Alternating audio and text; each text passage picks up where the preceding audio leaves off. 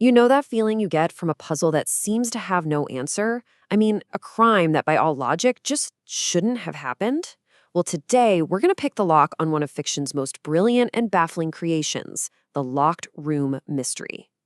Listen to this. This is from a review of a modern thriller called The Sanatorium. And wow, does it just perfectly capture that suffocating feeling, right?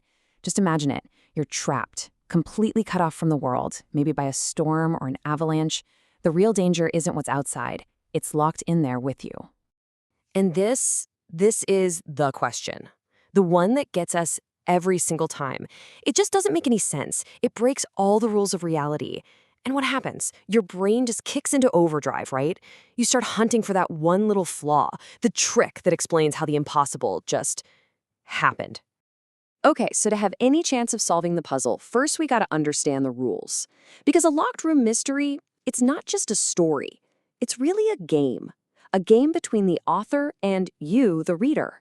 It's a challenge to everything you think you see. So what are we really talking about here? At its heart, it's this perfect contradiction. A crime has definitely been committed, but all the facts, all the evidence says it couldn't have been. The room is like a sealed puzzle box. There's no way in, no way out. And yet, something impossible happened inside.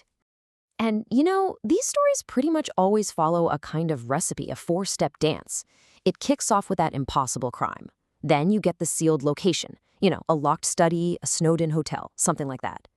This leads to the absolute certainty that there is no way in or out. And finally, my favorite part, the grand reveal, where the detective lays out the brilliant and usually surprisingly simple solution that was right there in front of us the whole time. But this amazing little game of logic didn't just pop up out of thin air. To find out where it all started, we have to jump in our time machine and head back to the gaslit streets of the 19th century. This was a time when storytelling itself was going through a huge change. And what's so fascinating is that this genre wasn't just made up in a library somewhere. No, writers like Wilkie Collins, who's pretty much considered the father of this whole thing, they were paying close attention to the world around them. They were tapping into a real, genuine public obsession with crime, using inspiration from actual, sensational court cases to create the blueprint for the locked house mystery. And people were completely addicted. I mean, these stories didn't come out as one big book.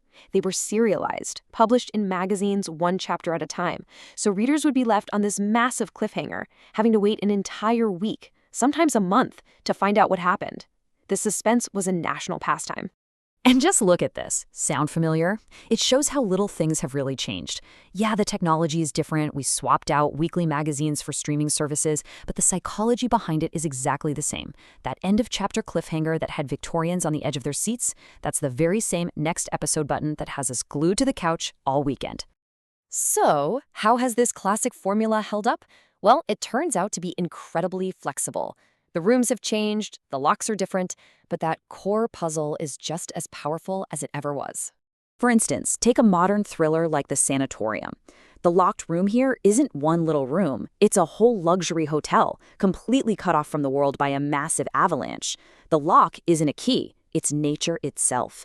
And that creates this unbelievable claustrophobic pressure. The puzzle becomes terrifyingly simple. If no one can get in or out, the killer has to be one of us. And what's really chilling is that this framework even gets applied to true crime. In the famous White House Farm murders, an entire family was found dead inside a farmhouse that was locked from the inside.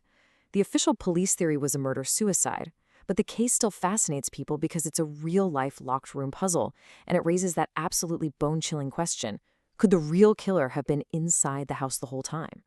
But hey, get this, it doesn't even have to be about murder. In a children's mystery series, there's a story called The Locked House Mystery, where the only goal is to get some forgotten allergy medicine from inside. The stakes are way lower, obviously, but that intellectual challenge of figuring out an impossible situation, it's exactly the same.